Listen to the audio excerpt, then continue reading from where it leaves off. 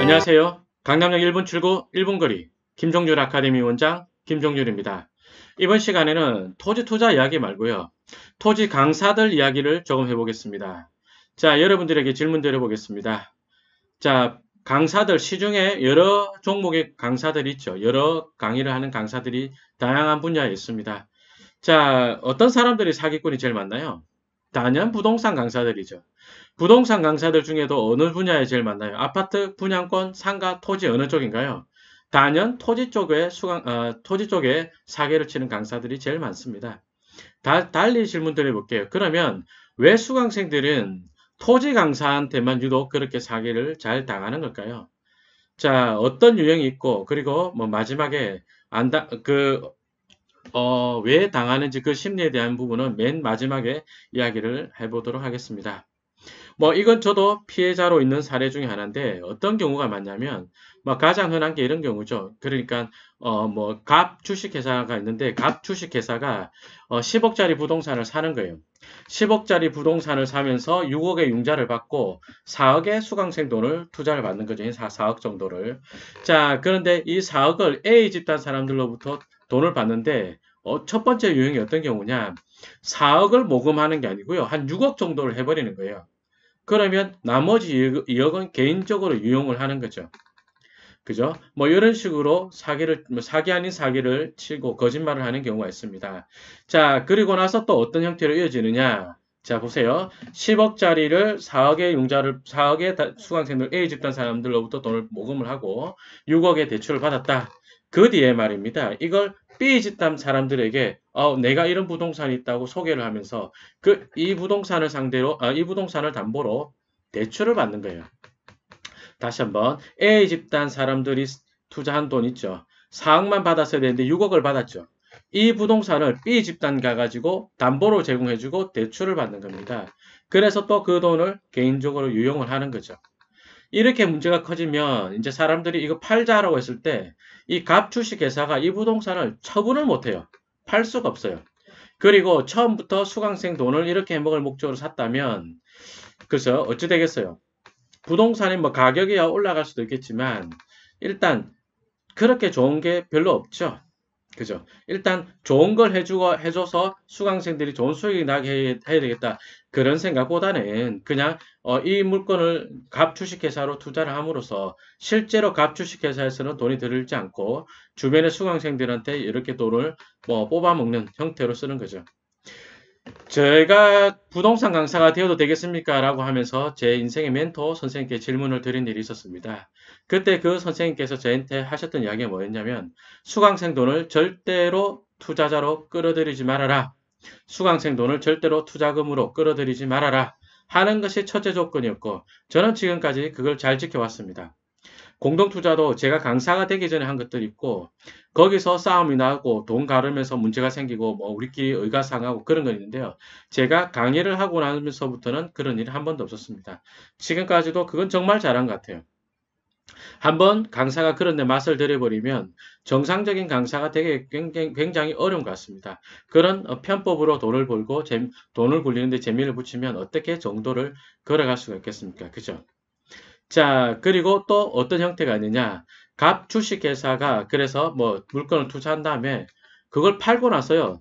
투자자들에게 돌려주지 않는 경우가 있는데 돌려주지 않는 게 아니라 아예 언급을 안 해줘요. 그러니까 고지를 안 해줍니다. 이렇게 부동산 팔았다. 이 말을 안 해줘요. 특히 이제 어떤 경우가 있냐면 NPL이라는 걸 여러분 아시죠? 그죠? 실제로 뭐 부동산을 매입하는 금액은 10억인데 채권을 매입해가지고 뭐 서류상으로는 뭐 13억에 사는 것처럼 만들죠. 그런 다음에 이걸 13억에 다시 되팔아요.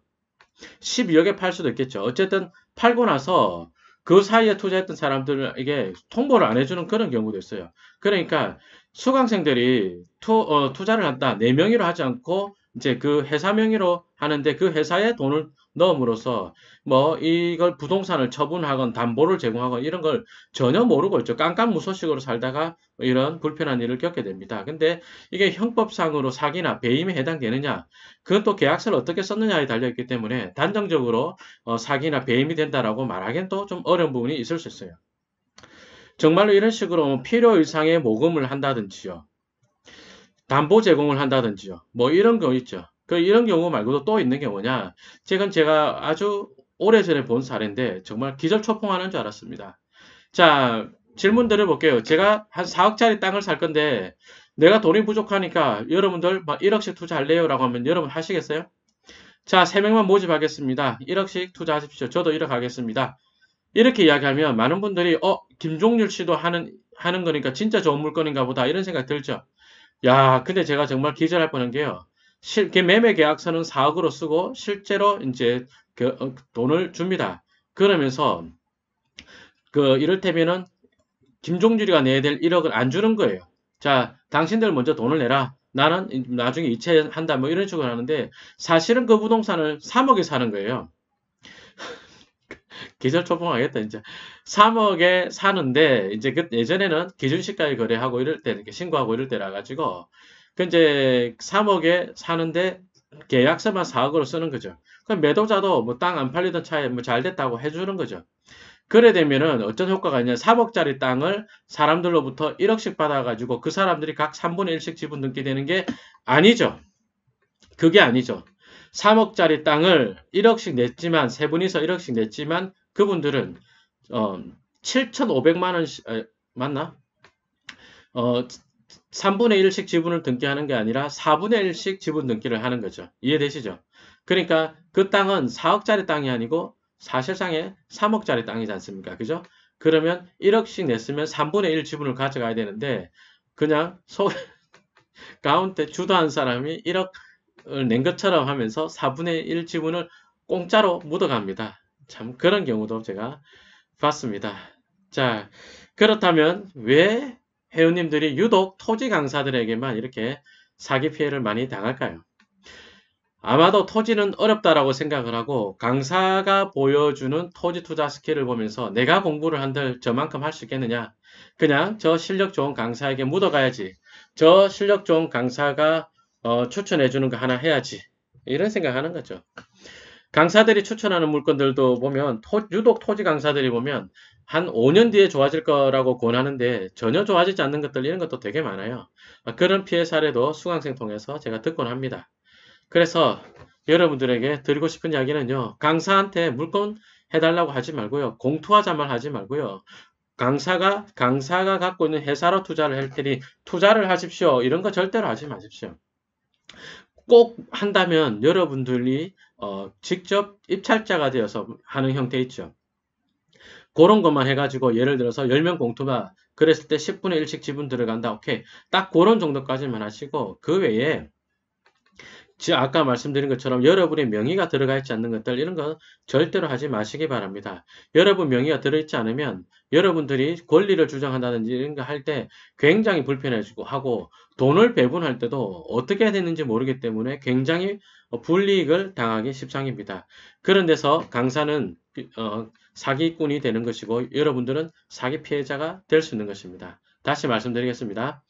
여러분들이 토지 강사를 믿고 공부하는 것까지는 괜찮아요. 그렇지만 강사가 추천하는 물건 해야지 또는 강사랑 공투해야지 또는 강사 법인에 투자를 해서 그 회사가 하는 걸 간접적으로 해야지 절대로 그런 일은 하지 마시길 바랍니다.